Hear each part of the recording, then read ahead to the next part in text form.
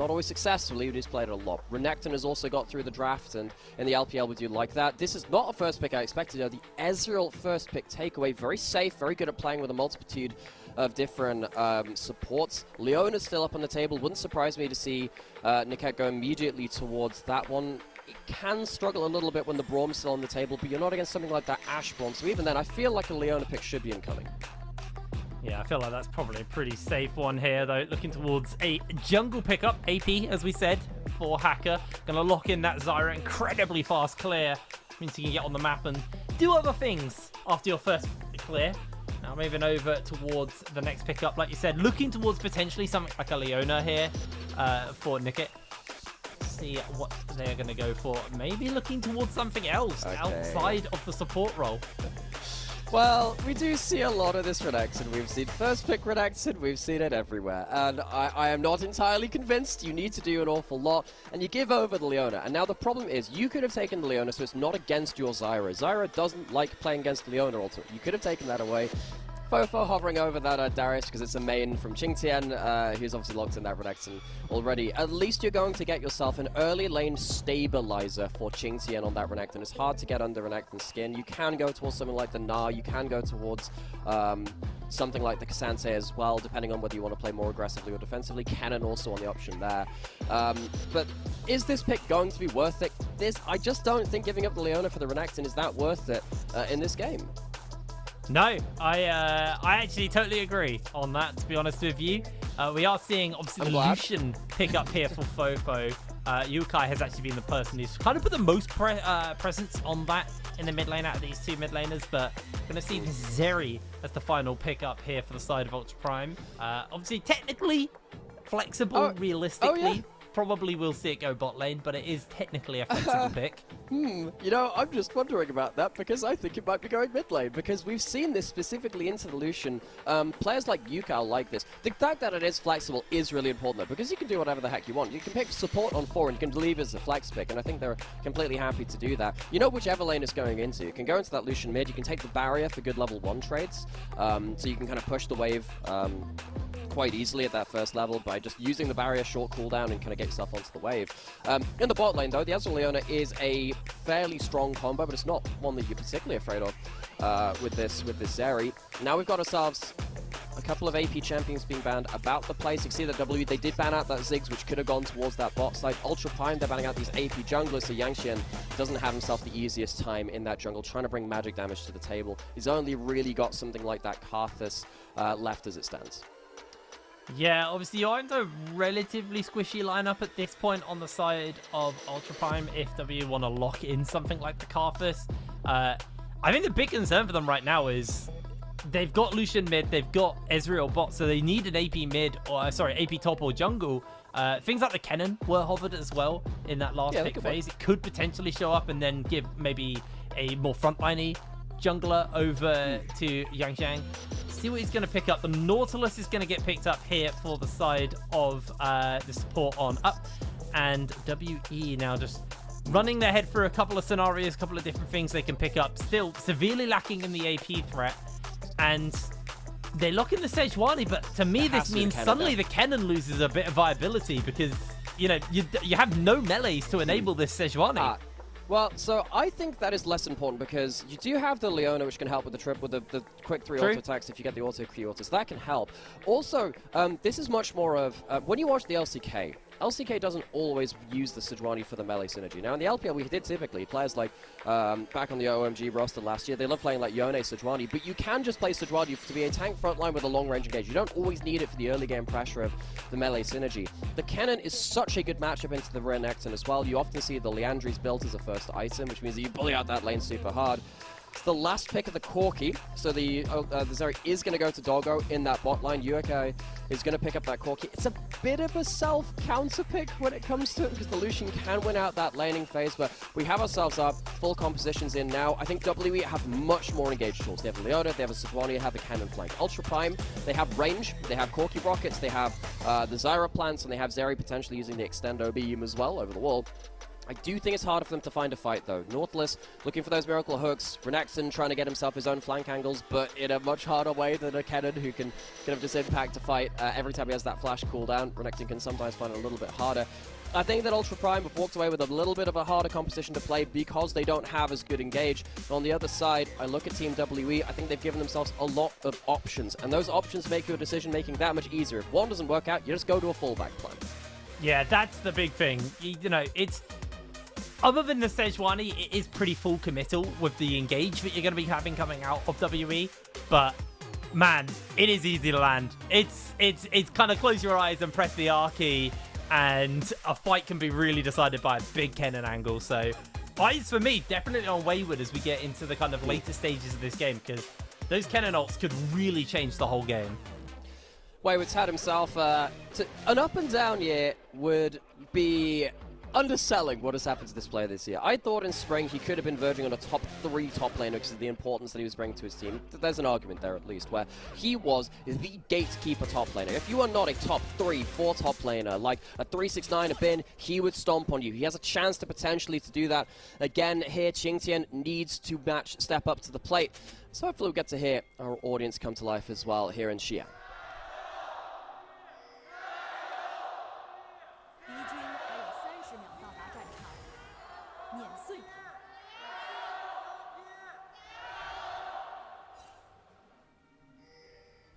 There we are.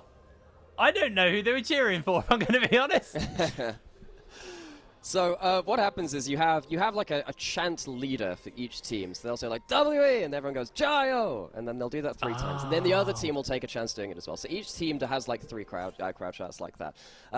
What is really quite fun is when so you game 1 of the day. Sometimes people are just kind of getting into it. You know, they're not quite there in the fan mentality just yet, and then you have a great game 1, and then suddenly for game 2 you blow the roof off as the audience. That's one of my favorite things. And yeah, you get to hear some familiar voices. Joe was having a good joke about this the other day, where the JDG chant leader, the fan leader, sounds like they could that's the kind of person with a voice strong enough to be an Elden Ring. It was that powerful a voice. Like there are some vocal cords out there for those chant leaders. They take it serious, man. Take it very serious. Now, as we get into the game, having a quick look at the state of everything. I mean, this is always fun when you blind pick Renekton and you get picked into by a ranged top laner. You are going to be sitting in a bush watching farm disappear. There's not really much he's going to be able to do about that. With your jungler pathing away from you as well. Yeah, you know, this is rough. It's like, oh, wow, I've picked this lane-dominant champion. Let's see what I can... Jungle... Hacker, where are you going, Hacker? Because he just knows he's going to sit here. He's going to eat farm up for the first few levels. There is a point where you can get Merc Treads and you can get yourself some magic-resistant fight back, but realistically, this is one of the reasons I don't like that cannon being picked so readily. You're meant to be winning lane with it so hard that you win mid-game fights. It is very hard to do that into this kind of matchup. Yeah, it really is. On the other side, we're seeing the bot lane for WE as well, also getting a fair amount of shove down there, so getting pretty decent grip hold on that lane. Shoving Doggo and Niket underneath their tower. But Hacker is moving this way, so Mark moves over, just gets some vision in the area, and we'll see exactly where Hacker is. So they know what he's on, they know he's doing his gromp. Don't think Abel's going to be able to Q steal that one away. And sorry. Oh man, that is such a hard name for me to say, apparently. Yanxiang, thank you. Yanxiang. You can see how slow he is on the camp. He's on his red right now, and Hacker has finished all of his camps and is now just looking for a potential gank or invade angle as Niket stepping up. Level 3 does get hit by WE. Abel not finding himself caught out. Mark has to blow the flash here. Hacker just keeping the pressure on, and that should just be it. First blood to Doggo. I mean, you just walked up to see Hacker taking his gromp. You know he's on bot side. Very, very obvious that he can still be around there. Hacker gets himself the E with the double slowing plant stealing, which is very underutilized by Zyra. And he gets himself the 60% slow onto Mark. You can't get out of that play, and suddenly it's a kill over to Doggo and Ultra Prime. We said the first step for them is stabilizing their early game. Well, this is better than that. They're a leg up as it stands. The Ward and River didn't spot him walking down towards the bot lane itself, and I think WE, they just massively disrespect this. Yeah, that was bizarre by Mark. He did obviously try and body block for Abel to make sure Abel didn't have to blow any summoner spells, but I also think Abel had E, so it was probably okay for Abel just to try and break away from that. Not entirely sure what I'm seeing there. Looks like there's a potential gank angle coming in onto Yuekai, but there are a bunch of people in the area. The interrupt the Valkyrie, that should just be it. The lockdown is coming in, the permafrost connects, and a kill goes over to WE. Mark now just making his way out, and a really, really good Arctic Assault coming in there. Look, the one thing you can't do there is get your Valkyrie interrupted. That is the one thing which kills you. Yuekai ends up finding himself dying because he loses that W, and now he's down a flash. He had to flash anyway. The fact that Doggo was there to respond to that play would show that Ultra Prime had the firepower to put in place, but he just couldn't get out in time. Suddenly, this is one of those early game mistakes we have come to know from some of the lanes of Ultra Prime. This was... You know, we just said, hey, they need to be stable early game. The bot lane managed that. What the heck's happening in mid lane? Come on, Yuekai. This is that. You got to match up with the rest of your lanes here. Yeah, you really do. That was a little unfortunate for them. Hacker, though, will be starting up this Mountain Dragon. He's going to be able to pick this one up very quickly with Zyra. And then head over towards those grubs. They've still got plenty of time to do this. They've got the pressure in their bot lane. This could be a very, very oppressive start coming in from the Zyra. And this is why these AP junglers are so heavily picked. They clear faster than anyone else in the game, Zyra especially so. And it means you can pull off ganks. It means you can pull off objectives while the other jungler is just trying to keep pace. I mean, look at Hacker. He's done the dragon. He's going for his second gank, and he's still a camp up. Yeah, and you can just keep doing this. It's rough. Yeah, it's so easy to play this style of champion when it comes to your options. And the other thing with AP junglers compared to a Lee Sin or a Shinsa, which we saw an awful lot of recently, I think that it was better to drop a camp to get a gank on those champions. With the AP junglers, it isn't always the case. In fact, I think it's normally quite a good thing to just go for your camps anyway, because getting yourself farm on an AP jungler is a win condition. Now we're getting ourselves another reset out of the spot lane. Doggo going towards the top side. It's not going to be in time to contest for all of these grubs, so it feels like a bit of a late rotation. Both bot lanes now on the move. Doggo used that wall ride to get through a little quicker. It's almost a semi-global. They won't be able to contest all of these grubs. Two will be gone. Yeah, they're not going to be able to stop these from going down. I actually think with the fact that they don't have that Corki pressure, they may just have to give up all of them, as Wayward, getting jumped onto, has to burn the flash. So while Ultra Prime didn't actually stop the grubs, they did at least gain something. They take down the cannon flash. That is a massive tool, not only just for, you know, the lane, but also for potential fights that could break out later. Well, within the next few minutes anyway. It does look like Ultra Prime are looking to now gank the flashless Wayward, although problem is Yang in the area does have that slicing maelstrom. It's going to be very hard to pull a gank off under tower versus this Kennen, flashless or not. He's got a Leona, he's got a Sejuani, and he has his ultimate. Well, what they are doing is, even though they don't get any kill or anything like that there, and they shouldn't realistically be looking for it, they make sure that QingTian now has an open lane on bot side. What were we saying about this Redactin? Kind of sucks laning against the Kennen. He has an individual lane. He managed to get the flash out of that Renekton with the help of Doggo as well, so Wayward is going to be slow to pick up this farm on the bot side. He doesn't have a teleport to pick that one up, so suddenly QingTian, he's the beneficiary of this one. He ends up getting himself a lot easier time in that individual matchup because of the play from his team. Even though it's not a big power play, that potentially could help Ultra Prime, and getting QingTian to a point where he can start impacting this early game a little bit more. You can see the Ultra Prime, they are sticking around. They've stopped the recall again as Wayward is laning with Mark under the turret. Yeah, they're going in for the immediate hook. The slicing maelstrom comes out. Doggo finds himself caught, but there is the ultimate from the Zyra. That's one already picked up by Doggo. Do you see FoFo roaming over? Hacker comes in for the flash, the culling comes out, and Niket is just going to eat the vast majority of this. They catch the roots as well onto FoFo, who flashes forward, looking for Niket, able to secure himself the kill. Yuekai able to just about break away from that one, and the true shot barrage tickled onto Doggo, but did not make the connection. And Ultra Prime, they do get themselves that kill onto the cannon. I think that's the important bit. Niket goes down for the sin of the overstay afterwards, but all the same, it's going to be Ultra Prime, I guess, but again, by proxy, by killing Wayward, by keeping him out of a lane, giving an advantage weirdly over to QingTian because he doesn't have to lane against that cannon who's now 0-1-0. Giving a kill over to FoFo, though, one of the most important players for W, is not really where you'd want to put that. He's now 1-0-1. He got himself up to those Ninja... I'm just always going to call them Ninja Tabi. I've given up on calling them Steel Caps at this point. And yeah, he's going to be now in a position where maybe he can start taking the matchup to Yuekai. He picked the Corki into the Lucian. It can very much struggle, though, on the Corki side. of that matchup. It's a very even game. We have now seen the fact that both these top laners have just left this laning phase. I want to see now with QingTian having that flash up and Wayward down, whether that can lead to a big outplay. He might be dove first though, so he might have to use it. Yeah, he's going to throw down that ultimate, and WE are going to try and go in for this one. The permafrost will lock that crocodile in place. Abel not really got the damage, waiting for the cooldowns to come up, and he secures himself the kill. Very, very beautiful dive coming in from WE, but Wayward now maybe on the receiving end of his own gank. He gets himself every ultimate land onto him, and Hacker secures the kill.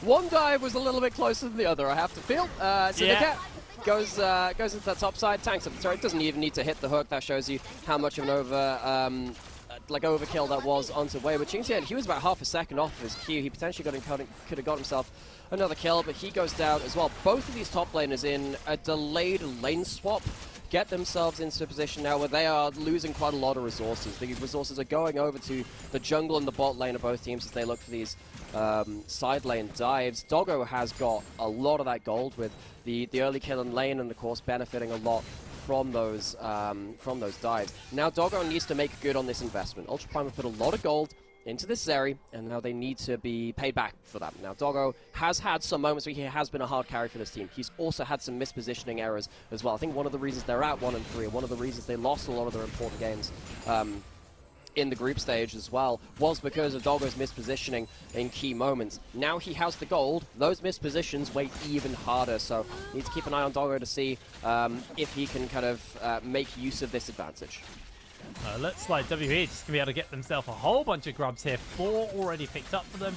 They are going to trade it out for the second dragon, so Ultra Prime do have a dragon soul condition getting closer and closer for them, but the 6 grubs gives an immediate power spike over to the side of WE, and off the back of this, plate should go over. The gold lead should try and extend somewhat off the back of that, and it looks like there's just a 4-man coming in onto Abel. Abel has that true shot. He's going to try and clear the wave away as quick as possible. Dodges out on the initial E. Teleport's coming in. There's the ultimate from the Zyra, and Abel bought time really effectively there.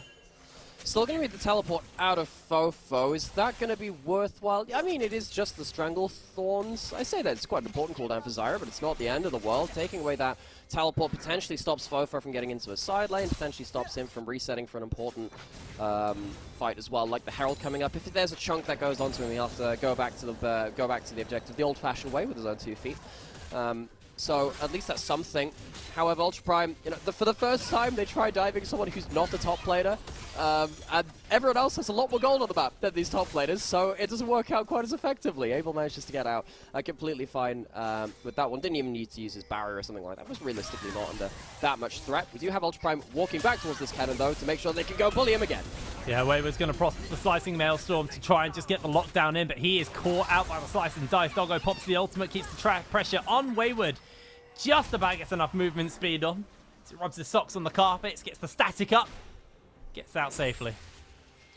Yeah, so Wayward, I think he's had enough of being bullied at this point. I feel bad for top laners every so often. Not often, but I feel like when it comes to these big dive scenarios in the side lanes, you just have to feel that these top laners, they've had a hard rap of life in pro play. For many, many years, they have been the gold bag for a lot of teams as they try and rotate around things. Doggo's going to get a lot of gold from this again. You are against 6 grubs, though. WE, they're going to take towers a lot easier than Ultra Prime. This has been one of the big facets of their style that's remained even through all of the roster changes. Get towards these side lane adders. Typically it's FoFo the one benefiting from these, but he doesn't have that teleport was blown earlier, so he's not going to get himself into a side lane quite as easily. Ultra Prime, so much gold on this area. Yeah, that's the big thing, is the gold was split between Wayward and Abel on the side of WE.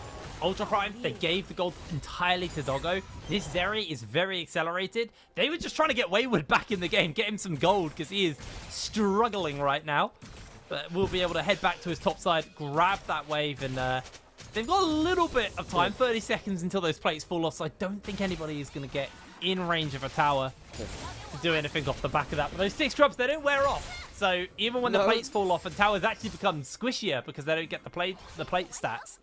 Plates are temporary, grubs are forever. And yeah, I'm just going to spoil a little thing which happened in the background as the hook misses there. We've got the Herald coming up in 10 seconds. Maybe we'll wait on that one first. That could be huge. 6 grubs plus that Herald very, very powerful, so Ultra Prime will not want to be giving that one up. Now, Ultra Prime, they want to play around these big team fights, wait for Hacker and Niket to get themselves that big CC. They have to walk into a contested river, though, against a cannon who sat out of vision. Teleport in from the flank from QingTian. Let's see what he can do. Let's see if they're going to be able to pull it off. Oh, the Crocodile will get spotted out by this pink ward. Remember, Doggo, most of the gold is sitting on him. There's the ultimate pop by QingTian, just trying to get himself onto the back. The slicing Maelstrom actually does kick a connection onto just the one. Ult gets popped by Doggo. Kill already goes over to the side of WE, and somehow they answer back out with the Ignite. A 1-for-1. The Herald secured as well. Ultra Prime ultimately going to be happy with that one. Yeah, I mean, I thought they could have got more kills, but the fact that they get one back after WE managed to get so much poke onto them before that fight, and they also get the Herald will really help them. They are going to lose a lot of HP on this tower. They might even lose the whole thing. Hacker's got to get here quickly. They lose the entire mid turret because their retreat from that Herald doesn't get them back towards that mid lane in time. Maybe that ends up tipping things slightly more in favor of WE. This is the first big team fight that we see from Ultra Prime, and they do look for these big combos. They try and get the AoE team fight down from Zyra and from Zeri. It isn't helped by the fact that Abel gets a million damage before this fight begins. QingTian comes out with that ult, full rage into the back lane, and Wayward has to use a defensive slicing Maelstrom there to at least take him down. He does end up getting burned down very quickly as Mark dies to the Ignite. Does make it a 1-for-1, only because Wayward chooses to go defensive instead of offensive. I think that's very good decision-making in the heat at the moment. Yeah, really, really nice stuff by them there. Now, the gold lead, very, very tight between both of these teams right now as we hit that 15-minute mark.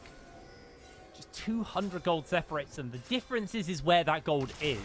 Doggo sitting on a serious amount of that gold over his lane opponent, and now with this dragon spawning up, I don't think the action's going to be done. I think these teams are going to be moving over towards that. It's a Cloud Drake, very valuable for someone like a Zeri to get a Cloud Soul. Keeps her hyper mobile and even harder to pin down. So once again, the engage. Catch onto the Zyra. They get themselves everything down. The slicing Maelstrom does connect, and that's going to be one for FoFo already. Trying to put some pressure onto the rest of the team. Doggo able to avoid and evade a lot of this damage, and this time Mark doesn't go down. He's not answered out for... This time there's no ignites! This time there's no ignites, so now it's on cooldown. So he does end up going down to that bird, and WE, they are realizing that they need to control the objective area before Ultra Prime get into the river. If they're there first, they can sit out a fog of war, they can look for a big engagement with the Sejuani, they can look for a big pickoff, and they manage to get themselves an important flash out of Hacker, and they also manage to get themselves a kill and themselves a dragon to stop Ultra Prime stacking up. So this is a good fight for WE, and they get themselves to a point now where Ultra Prime aren't going to be on that early soul point. It starts with, again, sitting in that fog of war, sitting with the excess engage, and Niket, I wonder if he should have just tanked that, but I guess that would have meant that Hacker would have died straight out anyway, and he would have just died for the cause anyway. So it's a bit of a slow startup for Ultra Prime, who didn't get to the objective in time, and they're engaged onto a little too easily. Ultra Prime, they're going to walk back out onto the map. Hacker is still pretty strong, even though he's evenish in gold, and they're going to get themselves a sideline turret onto Yuekai. Herald finally summoned up in this mid lane. They're not supporting this Herald charge that much, though, and they don't have the 6 grub. All this will be is about half HP on the mid turret. It's not going to be the full turret take. Yeah, it's not going to be an overly strong one. I think they were timing out on it. But kind of just going back to that fight, we're seeing what the strengths of WE's draft was. And this is what we talked about. The engage is so much easier for them. They threw out the non-committal engage in the Sejuani ultimate. It makes the connection. They then follow up the solar flare. It's so much easier for them to start a fight and start an engage. When we hark our minds back to like the best play we saw from Up in a team fight was that one at the Herald, where they had to flank with a Renekton, and that was a wide flank. He popped the ultimate in advance. And it's just a lot harder for Ultra Prime to have control. And like you said, if W are first on the objective, first on the vision, there's no real angle for Ultra Prime to actually take that engage. Yeah, it gets you have to improvise at that point, which is harder. It's harder than having that plan. Some teams specialize in it, not everyone though. Ultra Prime, all the same, they're going to have a lot of gold on Zeri. So I think whatever happens in a team fight, if Zeri gets to get themselves their ult pops, of course you need to hit an enemy champion, which can be hard enough at times because you need to get them within range of them. And if that means you're in range of the enemy champion, you're potentially in range of that engage too. But if you get that ult running, you get to keep just getting the AoE damage down with now Hurricane, Shiv, and that ult running. That's a one team fight for you, I think. But he needs to not be caught into The cannon ult needs to not be caught into Leona's CC, so it's quite a hard situation to engineer if WE get themselves that perfect setup. So let's take a step back and remember again the stakes for this game, folks. Worth just chatting about it now anyway, I suppose. Ultra Prime currently at 1-3. They came off of a very poor series against RNG, who beat them with role-swapped players. They had XEZ, their academy player, playing as a jungler, who's, by the way, XEZ is a mid laner, so he was role-swapped. So, Ultra Prime losing to that team, putting them to 1-3, is not what they'd expect themselves to be. Yangqian pulling the engage again. They're going in, Solar Flare makes its connection, but only on the edge. The hacker slowed, not stunned. Double teleports coming in. Immediately, the Stranglethorns come out. Only catching onto Yangqian though, so no real major follow-up. And a lot of abilities burnt there. Some flashes as well. But ultimately, nobody goes down. Yeah, not exactly sure what the follow-up was there going to be from WE. Now we've got Yangqian going forward to hacker again. Depth charge hits Mark though, so there's no follow-up from the Leona. And that's it. It's just a lot of posturing, a lot of bravado from these players. Yeah, you can see again that the Baron has spawned. That's a good rocket into the choke point. Oh, WE, are they overstaying now? They've gone too far beyond their vision line, so they do choose to back off. If they continue to stick around there, there's every chance that another hook would land from Niket and things would fall apart quickly after that point. So I was just thinking, wait, what are they fighting over? And then I realized the Baron had spawned. And if you haven't seen this, Zyra can rush Baron at 20 minutes. It is quite a common thing, or it was a common thing, before teams started to contest topside, before the Baron spawned, particularly when a Zyra or AP junglers that can really rush that. It really is the Zyra first and foremost who are in the game, just to make sure that they don't get to sit there, summon 6 plants on spawn and burn that down with the ultimate. I think also they were trying to use the fact that Zyra doesn't have that flash. The flash timer is very close to coming back up. It's one of the reasons why, all the way back in drafts, I was quite suspect to the fact that Ultra Prime gave up the Leona. They could have picked it with the Zyra in their first round of rotation, instead of the Renekton. And the reason that's now important is that Leona blows the Zyra flash very easily. When Zyra doesn't have that flash, she kills Zyra very easily too. So you can see WE trying to play into that quite powerfully, and Hacker, it makes this game that much harder. Yeah, it really does. Now the flash is backing up and available. Dragon spawning up as well. The speed. Dragon number 2 for WE and 3 for Ultra Prime. So Ultra Prime, they had a good start on the Dragons, but again, they're just lost to the objective. Yeah. Slowly but surely just trying to nestle some level of vision control of the area.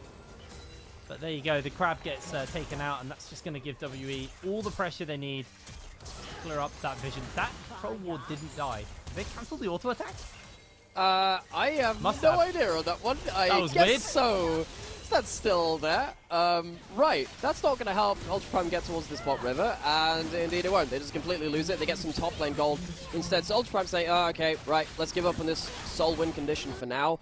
Their objective setup has been not great in recent weeks. I think it's been one of the biggest flaws of their play. Their objective setup has been a little slow, a little ineffective. So WE now taking 2 dragons off the back of things.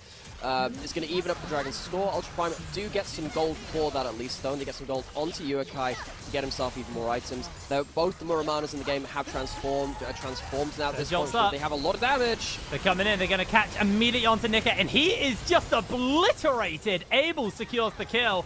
The rest of the team, though, are able to limp away.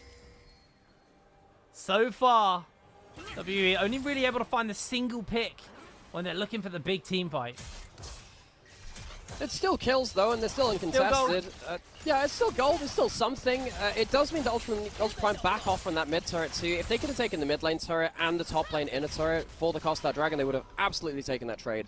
I think now that it's been a kill and a dragon for the tower, maybe they feel less positive about that. Again, it comes back to this wider conversation where Ultra Prime have just not had the best direction or maybe leadership when it comes to what they want to achieve from an objective. Do they want to turn up to an objective? Well, okay, do that earlier then. Do that earlier, give yourself a better fighting shot. Don't walk into enemy territory where they've blacked out the entirety of the fog of war. Maybe don't do that. Well, what if you want to cross-map? Well, get there sooner again, too, and then be aware that the enemy team can potentially look to split you across the map while you're cross-mapping. Ultra Prime, you know, I've got a lot of love for this team. This team has been the underdog team for a long time, but there are a lot of players in this roster which I like. I want to see them succeed. They are not necessarily helping themselves succeed as a unit right now, though, which is quite sad to see because this team has shown us some great stuff across summer, but it has been for hasn't been for quite a while now because the back end of groups and then also into this Rumble stage has been a big drop-off from them. Yeah, it really has. Right now struggling to take this mid tower, which I think really opens up their ability to nestle control of objective areas, because I think that, as we said, has been the biggest issue for them, is they are lost to the plays. As Wayward, he's able to dodge the rocket just about. Yuekai unable to secure the kill. Oh, that was so close. All right, that's the gold being invested into Yuekai from all of these towers coming to bear. The 2-item completion, the QSS helping as well. Teleport to the top side, flash out a hacker. Yeah, looks like they're going to try and just deny this one. Wayward teleporting up.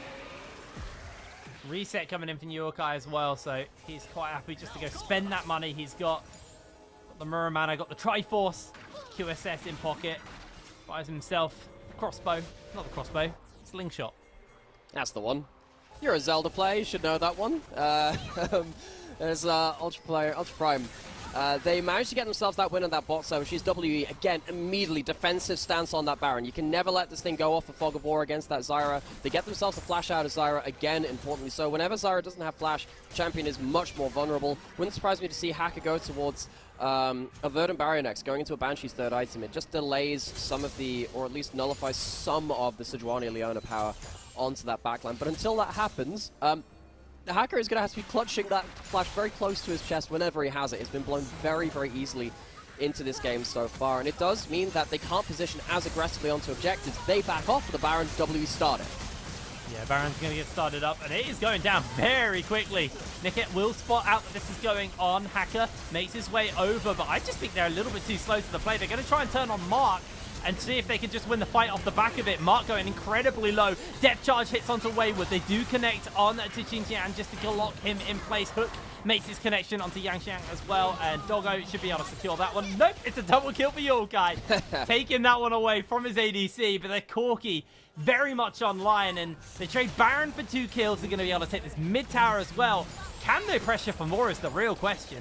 Well, I think they've already gotten a hell of a lot out of this. Anything more they get just adds insult to injury towards this Baron take. Abel has a lot of damage on his own items. We're getting a mid lane inner turret as well. Oh. You know what? I think at this point, the trade favors Ultra Prime. Need to see if WE can make up some map pressure beyond this point. They did do a good sequence of plays to make sure that Ultra Prime were backing off of that Baron. You can see that FoFo immediately says, okay, we are behind on the map now. I'm teleporting top lane to make use of the Baron buff because we've been put behind in terms of our waves pushing in across the map. Teleporting top lane, though, does mean that maybe he's a little bit slower towards the Dragon setup on the bot side of the map. Dragon is up in 30 seconds.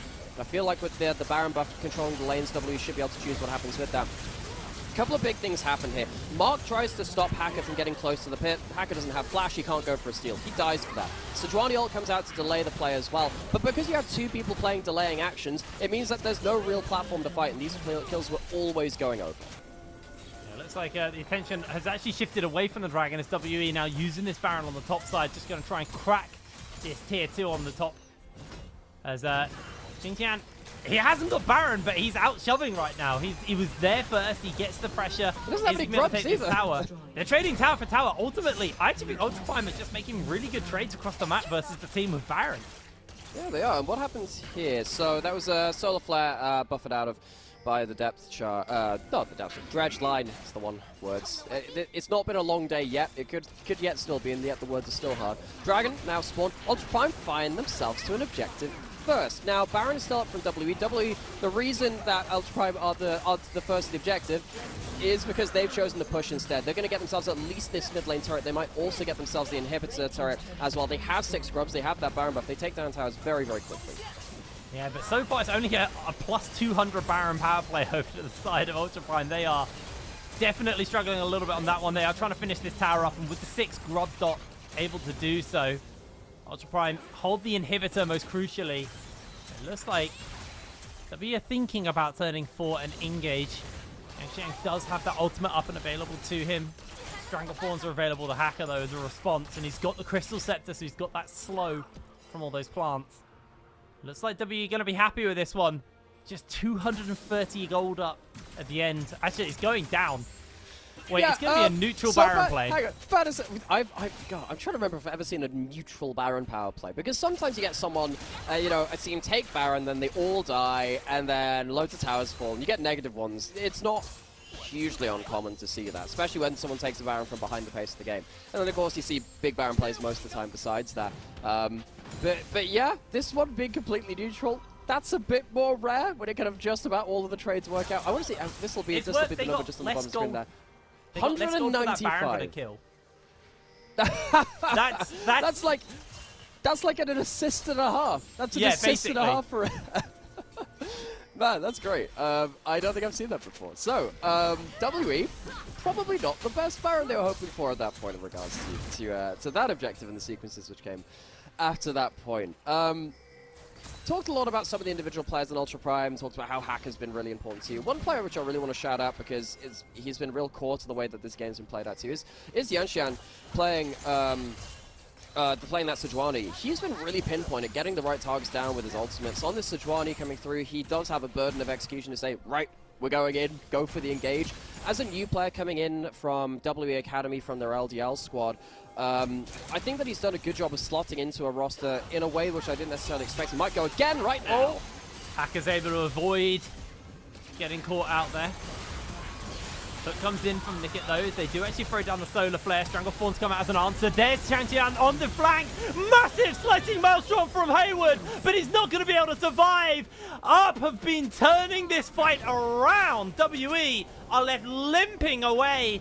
FoFo, relatively strong right now, but he is the only damage dealer up and available. Niket trying to put the damage in, but Yuekai comes over the wall. Oh. The hook makes the connection, and Yuekai secures the kill. WE are left scratching their heads after that play. I can't. It's been a while since we've had such an overt cast occurs. Talked about Yuekai going for the big engages. He misses the crucial engage. Ultra Prime turn it around after WE overpush, and suddenly Ultra Prime, they are now in numbers in the enemy base. They'll, even without grubs, take down at least one turret. There's 10 seconds unable. They shouldn't be able to do anything more than get the inhibitor, but a huge breakout play from Ultra Prime. This series so important for them. We're at 1-3. Another lost series will put them into very poor standing in the rest of the group, very likely to get eliminated at that point. This fight might have just turned things in their favor, though. Yuekai misses the ultimate. Hacker still had Flash, still had Seekers, so even if it does connect, it might not have been the best play to make. And then this is the problem when you're pushing in after a big Baron and stuff like that. You don't always keep your wards in the right place. You don't always clear wards in the right place too. So Abel gets immediately eviscerated. And yes, Wayward has a great slicing Maelstrom, but it's not at the right point. Remember we had that grub fight earlier when you played it defensively? That might have been better at that point because it felt like W were realistically not ever going to be able to close out those kills. Yeah, that was a lot of damage, but no follow-up, unfortunately. W are going to look to start the Baron up, but Ultra Prime are going to be able to move over pretty quickly. The Crocodile's already in the area to play Disruption. Ultimate available to him as well. Baron's half HP, though, so Ultra Prime have to make a decision. Are they going to go for the steal or the kills? Hacker making his way over, throws down the plants, and they're actually going to force them off. This Baron's low. Hacker gets caught. That's the opening they need. They instantly look for the kill, but he's able to survive. Baron secured by the side of WE. Are they going to be able to get away? The zap comes out from Doggo, but that is all they can do. I have no idea how Ultra Prime don't manage to mount a fight after that point. Hacker is trying to position himself to get a steal, but the rest of the team is not really stepping up with him. And Ultra Prime, they end up basically just giving the Baron for free, but maybe they were just saying, look, we don't want to die before the Dragon spawns. WE, they're on a reset. They will get themselves towards that bot river. Now, Dragon spawning in 10 seconds. Hacker's trying to stick around the area to get his plant spawns. WE pushing out mid lane to try and stop that soul going over to Ultra Prime. Now they're going to go towards the spot river if possible. No Sedjolt is the key thing here. Solar Flare just about to come back up, though, so W do have to play around that, and they may just look to try and trade inhibitor for inhibitor here, as Baron's going to get taken very quickly. Ultra Prime secure themselves the soul in this first game of the series. Can they defend their base, though, with that soul? Resets coming in, inhibitor gets traded out. The waves aren't really there for WE, so they have to kind of just back off and look to try and either get the side lanes pushing or see if this Sejuani ult, which comes up in 8 seconds, can make a mark. See that ward over the wall there too. Yeah. WE, I think they... Oh, Doggo, no. Okay, we're fine. I very worried for him at that point. Doggo, very, very powerful. Does not want to be face-checking 4 people. So Ultra Prime, they trade the soul for the inhibitor. It's the mid lane inhibitor, which is probably the easiest one to defend because someone is always stationed in mid lane. Your wave clear is almost always going to be there. Doggo, good amount of wave clear himself, so he'll be able to clear out through this fairly effectively.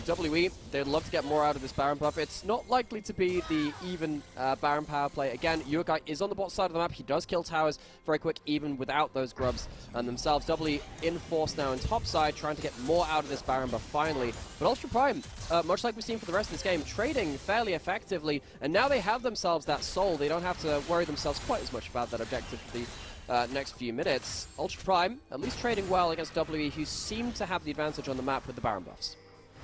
Yeah, Baron not got too much longer left, and they were a lot more effective with this Baron. Able to take the mid lane inhibitor off the back of it, and this is the thing that I don't think we hit on with that previous Baron was, while the gold was basically neutral, they did crack open a lot of the towers outside of the base. Other than that tier 1 in the bot side, they were able to basically get the base open for themselves and be able to siege into it. So while it was a neutral gold play, it did still gain them objectives. The problem is they were trading objectives in response, and that's why Ultra Prime have been able to keep themselves relevant in this game. Now with the Soul, Zeri with Soul, very, very slimy, really hard to catch. Words are hard, apparently. Very hard to catch. Slippery champion. And you know, that's one bad enough thing. Also, their primary target in Hacker, just getting the permanent move speed up. For an immobile champion, that's really important. For an Renekton, who also runs out of mobility, you pop that ultimate, you're really fast. Good luck getting away with just an Arcane Shift at that point. I even think an Arcane Shift and a Flash might not be enough from Abel if QingTian gets himself the slice reset into the dice. So, yeah, Cloud Soul, for this team comp, really good. Also helps you run away from the cannon. Also helps you get away from Leona. Cloud Soul has been underrated for a long time. And now, particularly when you're in games where you have something like an AP jungle which does so much damage, you don't need the extra damage, you need a way to survive. Yangsheng's out of vision. Now he's not, he's on sweeper. Now we might see ourselves another one of these big fights. Let's say he's going to be able to find the opening onto the Renekton, but he has the ultimate available. Hacker now got the ult burning away, and he is just melting through hellfire. Wayward jumps in, doesn't really get much of a lockdown now, as Hacker secures 1 kill. FoFo incredibly low. Doggo just going in for the tidy up. Mark can't do anything. A double kill goes over to Yuekai. Hacker trying to find the lockdown, gets the Zhonya's off, and in comes Doggo. Down goes Abel. Ultra Prime take everybody but one out. And they are not done yet. Yang just trying to break away, but he's not going to be able to do so. Ultra Prime inside the base. They find that ace. They find everything they need. Towers will crumble to this team. Ultra Prime go 1-up in the series. Ultra Prime are not done just yet. Coming off the back of a string of losses, they've shown themselves a very solid game versus WE, who have only lost to teams above them in the standing. This could be an important benchmark to see whether Ultra Prime can keep themselves in contention here in the Nirvana group. If they lose this series, they are very likely on the precipice of elimination. Getting to that 4-loss mark is a bit of a killer for these teams, so bringing themselves up to 1-0 to give themselves a good standing here is exactly what they needed. Yeah, really, really good start there for the side of Ultra Prime. It's really on them if they can push this forward and go 2-0, or if WE